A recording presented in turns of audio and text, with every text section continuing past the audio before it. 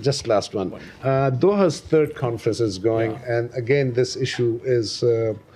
I raise it a lot because I'm just living right next to it. There's a common saying: you educate a man, you educate a family, you educate a woman, you educate a whole village. Mm-hmm.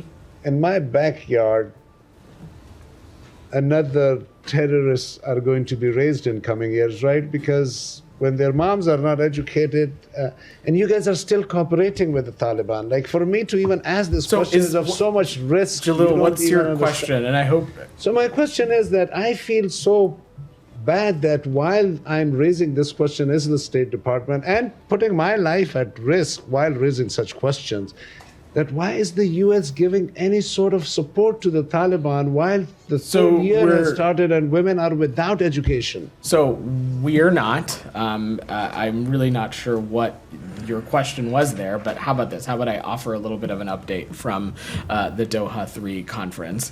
To take a step back, Special Representative Tom West and Special Envoy Rina Amiri are attending these UN-convened meetings in Doha on Afghanistan this week, along with closest allies, dozens of countries and international organizations, and others are present. We committed to participating in this after receiving assurances from the UN that the discussion would meaningfully address human rights, particularly the plight of women and girls, and importantly, that there would be opportunities for engagement in Doha with Afghan women. But Vedant, the women education is not this typical answer that you're reading to me. I'm personally requesting you that, Vedant, when women are not If you're going to interrupt me, we're going to stop taking your questions. No, I'm not interrupting you. I just want to phrase it to a little bit simpler. I'm happy to stop calling on you, Jalil. No, Vedant. I'm sorry if you're feeling this questions. way. If you let me finish, and then we've got a couple more hands that I would like to get through. My apologies. So, at a session at the Doha 3 conference on the economy, Special Rep West and Special Envoy Amiri also made clear that the Afghan economy cannot grow while half the population's rights are not respected. It is well known that the Taliban's policies are robbing the Afghan economy of over $1 billion per year in GDP. You had your band in the back, and then I follow up on that. Sure, go ahead. Yeah.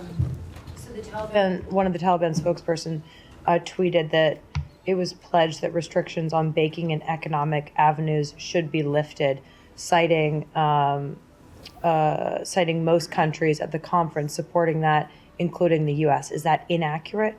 So I don't have a specific readout from the conference at the moment, Kylie, but what I can say is that Tom made clear that the primary reason private banks have reservations about doing more business in Afghanistan is reputational, and that it is rooted in the Taliban's atrocious human rights conduct.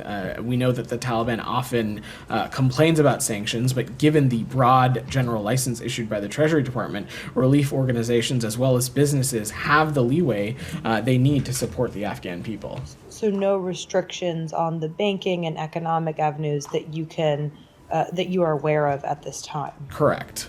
Yeah. Okay. I'm happy to check with the team and get back to you if we have a readout. Any update on the Swiss fund that was created more than 2 years ago? Like, how much of that money has actually been put to use in the country? I don't have a breakdown, but we're happy to check with the team. That'd be great.